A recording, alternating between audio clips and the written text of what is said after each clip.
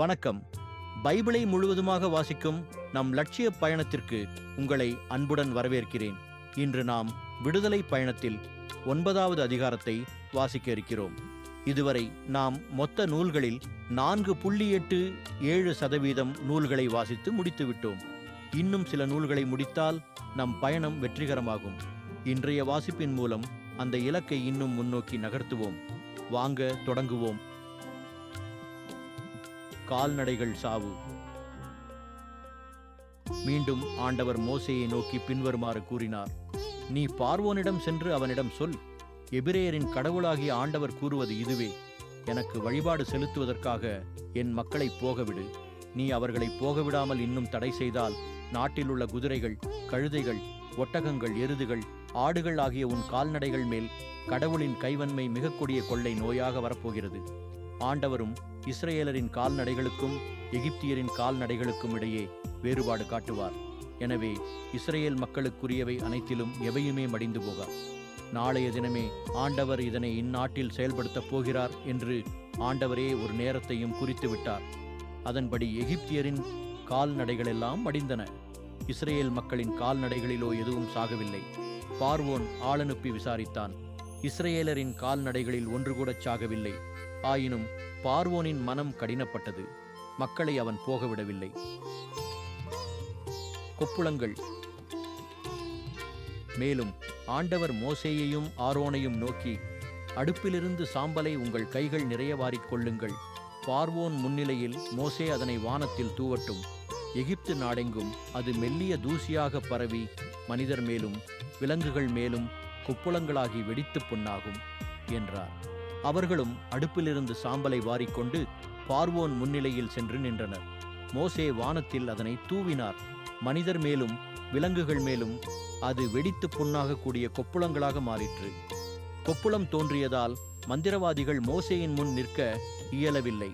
ஏனெனில் மந்திரவாதிகள் மேலும் எல்லா எகிப்தியர் மேலும் கொப்புளம் கண்டிருந்தது. ஆண்டவர் பார்வோனின் மனத்தை கடினப்படுத்தினார். ஆண்டவர் மோசேக்கு அறிவித்தபடியே அவர்களுக்கு அவன் செவிசாய்க்கவில்லை. கல்மழை. மீண்டும் ஆண்டவர் மோசேயிடம் பின்வருமாறு கூறினார். அதிகாலையில் எழுந்து பார்வோன் முன்னிலையில் வந்து நின்று அவனை நோக்கிச் சொல், எபிரேயரின் கடவுளான ஆண்டவர் சொல்வது இதுவே, எனக்கு வழிபாடு செய்வதற்காக என் மக்களை போகவிடு. இல்லையெனில் இம்முறை கொள்ளை நோய்களையெல்லாம் உன்மேலும் உன் அலுவலர் மேலும் உன் குடிமக்கள் மேலும் நானே ஏவி விடுவேன். இந்நாடெங்கும் எனக்கு நிகர் யாருமே இல்லை என்பதை இதனால் நீ அறிந்து கொள்வாய். கையை ஓங்கி உன்னையும் உன் குடிமக்களையும் கொள்ளை நோய்களால் இதற்குள் தாக்கியிருப்பேன். நீயும் இந்நாட்டிலிருந்து ஒழிந்து போயிருப்பாய். எனினும் என் வல்லமையை காட்டவும் என் பெயரை நாடெங்கும் அறிக்கையிடவுமே நான் உன்னை நிலைக்கச் செய்தேன். நீயோ என் மக்களை போகவிடாத அளவுக்கு இன்னும் தலை தூக்கி நிற்கின்றாய். எகிப்து நிறுவப்பட்டது தொடங்கி இன்று வரை அங்கே இருந்திராத அளவுக்கு மிக கொடிய கல்மழையை அதில் நாளைய தினம் இந்நேரத்தில் பெய்யச் செய்வேன். எனவே உன் கால்நடைகளையும் வயல்வெளியில் உனக்குரிய எல்லாவற்றையும் பாதுகாப்பான இடத்தில் தஞ்சம் புகச் செய்ய இப்போதே ஆள் அனுப்பிவிடு. வீட்டிற்கு கொண்டு சேர்க்கப்படாமல் வயல்வெளியில் விடப்பட்ட மனிதர் அனைவர் மேலும் விலங்குகள் அனைத்தின் மேலும் கல்மழை பெய்ய எல்லோரும் மடிவர். பார்வோனின் அலுவலரில் ஆண்டவரின் வார்த்தையை மதித்தவர் தம் அடிமைகளையும் தம் கால்நடைகளையும் வீடுகளுக்குள் ஓட்டிவிட்டனர். ஆண்டவர் வார்த்தையை மதிக்காதவர் தங்கள் அடிமைகளையும் கால்நடைகளையும் வயல்வெளியில் விட்டுவிட்டனர். ஆண்டவர் மோசேயை நோக்கி, எகிப்து நாடெங்கும் எகிப்து நாட்டிலுள்ள மனிதர், விலங்கு, வயல்வெளியிலுள்ள பயிர்பச்சை இவற்றின் மேல் கல்மழை பொழியுமாறு உன்கையை வானோக்கி நீட்டு என்றார். மோசே தம்கோலை வானோக்கி நீட்டவே ஆண்டவர் இடி முழக்கங்களையும் கல்மழையையும் அனுப்பினார். நிலத்தில் நெருப்பு பாய்ந்து வந்தது. எகிப்து நாடெங்கும் கல்மழை பெய்வித்தார் ஆண்டவர். கல்மழை பெய்தது. ஒரு நாடாக எகிப்து உருவான காலந்தொடங்கி அந்நாள் வரை அங்கு இருந்திராத அளவு மிக கடுமையான கல்மழை பெய்ய அதனிடையே மின்னல் வெட்டி கொண்டிருந்தது. எகிப்து நாடு முழுவதிலும் மனிதர் முதல் விலங்கு வரை வயல்வெளியில் இருந்த அனைத்தையும் கல்மழை தாக்கியது. மேலும் வயல்வெளியில் பயிர்பச்சை யாவற்றையும் பாழ்படுத்தியது. வயல்வெளி மரங்கள் அனைத்தையும் முறித்தெறிந்தது. இஸ்ரேல் மக்கள் தங்கியிருந்த கோஷேன் நிலப்பகுதியில் மட்டும் கல்மழை பெய்யவில்லை. பார்வோன் ஆளனுப்பி மோசேயையும் ஆரோனையும் கூப்பிட்டான். அவன் அவர்களை நோக்கி, நான் இம்முறை பாவம் செய்துவிட்டேன். ஆண்டவரே நீதியுள்ளவர். நானும் என் மக்களுமே தீயவர். எனவே ஆண்டவரிடம் மன்றாடுங்கள்.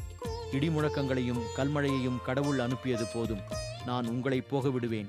இனிமேல் நீங்கள் தங்கவே வேண்டாம் என்றான். மோசே அவனை நோக்கி, நாளைக்கு வெளியே போனபின் நான் என் கைகளை ஆண்டவரை நோக்கி எழுப்புவேன். இடிமுழக்கங்கள் ஓய்ந்து போகும், கல்மழையும் நின்றுவிடும். இதனால் இந்நாடு ஆண்டவருடையது என்பதை நீர் அறிந்து கொள்வீர். ஆனால் உம்மையும் உம் அலுவலரையும் பொறுத்தமட்டில் இன்னும் நீங்கள் கடவுளாகிய ஆண்டவர் திருமுன் அஞ்சி நடப்பதாகவே இல்லை என்பது எனக்கு தெரியும் என்றார். அப்போது சணல் பயிரும் வார்கோதுமை பயிரும் அடிபட்டு போயின. வார்கோதுமை கதிர்விட்டிருந்தது, சணல் பூத்திருந்தது. ஆனால் கோதுமையும் மாக்கோதுமையும் அடிபட்டு போகவில்லை, ஏனெனில் அவை பின்னர் கதிர்விடுவன. மோசே பார்வோனை விட்டகன்று நகருக்கு வெளியே வந்தார். தம் கைகளை ஆண்டவர் பால் நீட்டினார். உடனே இடிமுழக்கங்களும் கல்மழையும் ஓய்ந்தன. நாட்டில் மழை பெய்வதும் நின்றது. மழையும் கல்மழையும் இடிமுழக்கங்களும் ஓய்ந்து போனதைக் கண்டான் பார்வோன். ஆயினும் அவன் மேலும் தொடர்ந்து பாவம் செய்தான். தன் மனத்தை கடினப்படுத்திக் கொண்டான்.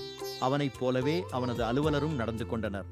பார்வோனின் மனம் இறுகிவிட்டதால் மோசே வழியாய் ஆண்டவர் அறிவித்தபடியே அவன் இஸ்ரேல் மக்களை போகவிடவில்லை. நாம் 1189 அதிகாரங்களில் 59 அதிகாரங்களை நிறைவு செய்து விட்டோம். இன்னும் சில அதிகாரங்களை வாசித்தால் முழு பைபிளையும் முடித்து விடுவோம்.